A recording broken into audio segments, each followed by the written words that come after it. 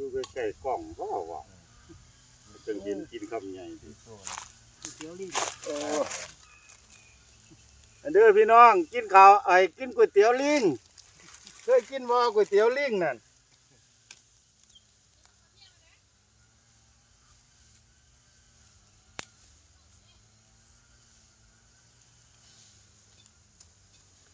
ว่าแต่ได้กินก๋วยเตี๋ยวคนมื้อใดก็ได้กินตั้งแต่ก๋วยเตี๋ยวลิง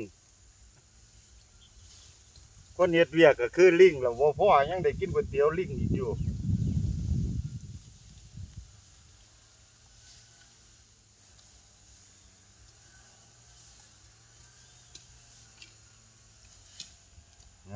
นับเข้าใกล้ๆก่อน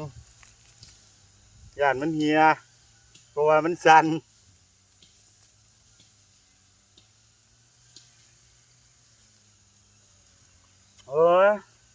ก๋วยเตี๋ยวลิงก็แซ่บเด้อพี่น้องไปที่หูทังน่ะ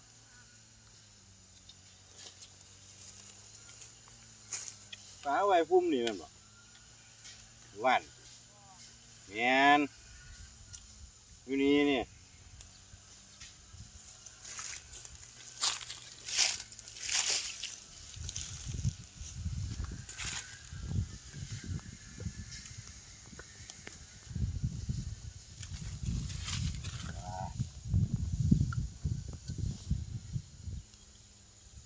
อันที่ผมคือได้น้ำตก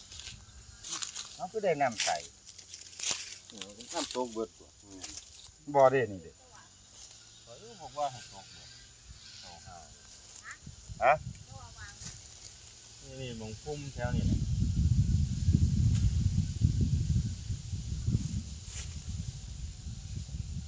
น้ำตกมันหุ่นเป็นอย่างนี้ ใช่ที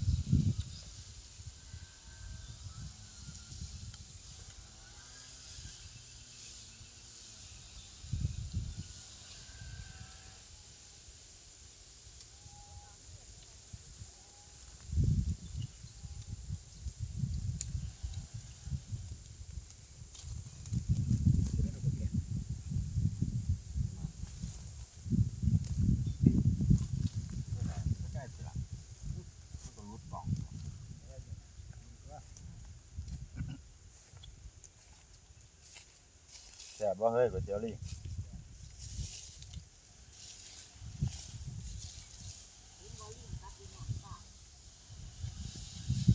ลิงกับฟองเลี้ยงไว้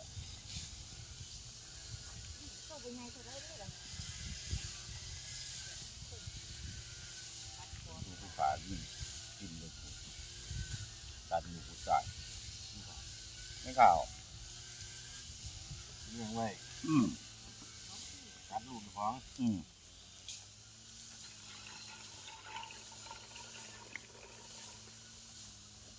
พิษต้นไม้พิษต้นไม้หรอกผู้ขาแค่มาหาต้นอย่างนี้เลยแอบเดียวขุดกินเขาเดียวก็ว่าวัตถุโจทย์ว่าไปปล่อยแล้วก็เรียกสิว่าวัตถุปล่อยปลา ไม่ได้มันหอมเลยเหรอ รัดปอดขาดแน่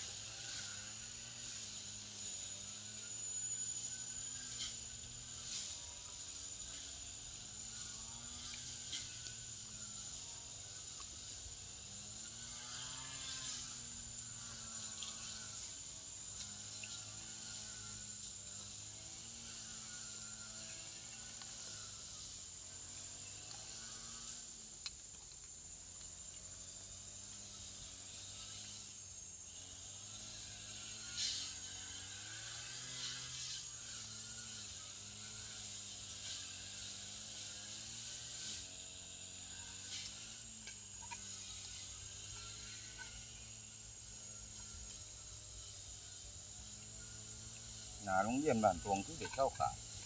คือว่าขายดีเกิน เล่า คือขายดีเกิน ไม่ประมาณนั้น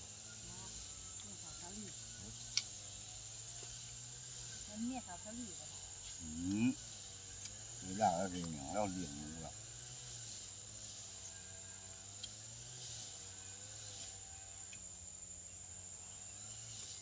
นี่ลูกน้องสองคนสองขายดีเกิน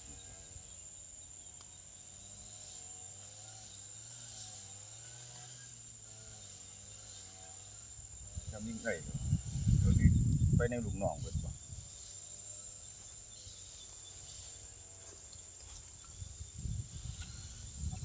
ป้า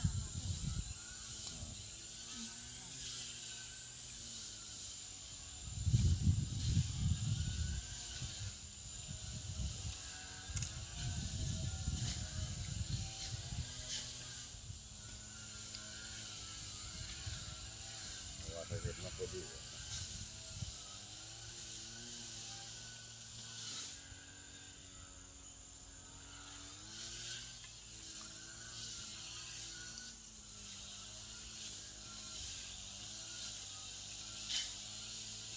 ขึ้นใจของเรื่อง ฮะ ขึ้นใจความ ขึ้นเสมอจ้ะ เขาเจอที่นี่นะ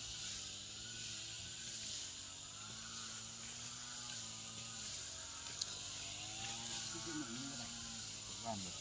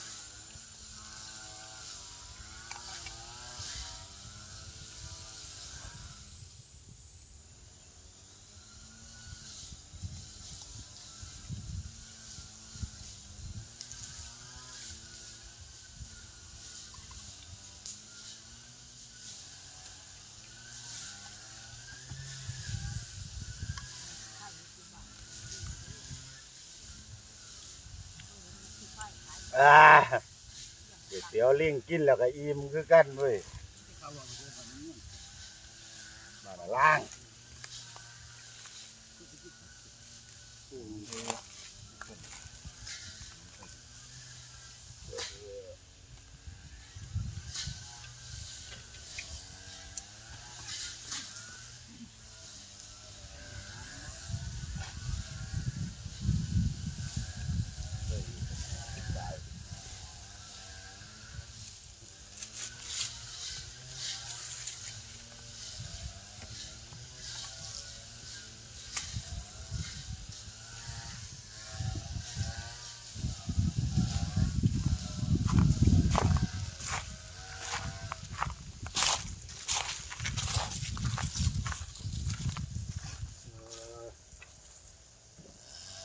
ผมก็อยากลงแล้ว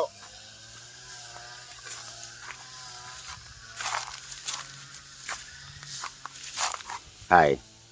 คือมืดเติบ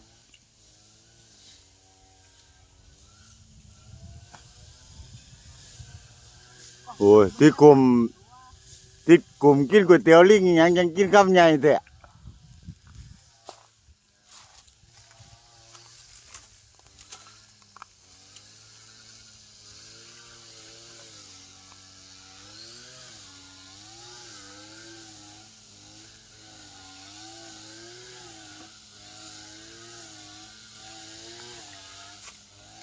อันนี้ที่หลีบ่เจ็บแก้วแห้งสิโตดมาบ่ทันเลยเด้แก้วเขาออกหนีเลย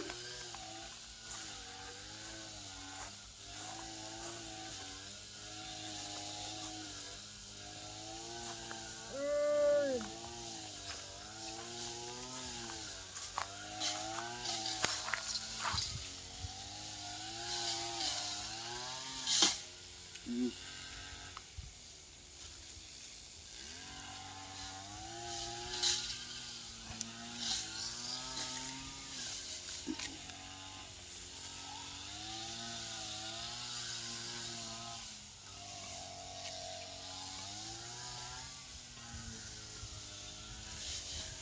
เนี่ยเก็บใบให้บ่พอกินเลย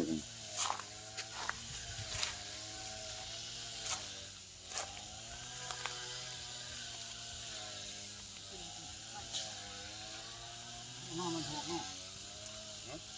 แค่ถ้ามันท้องแค่เลยใบใหม่ๆมันแหลม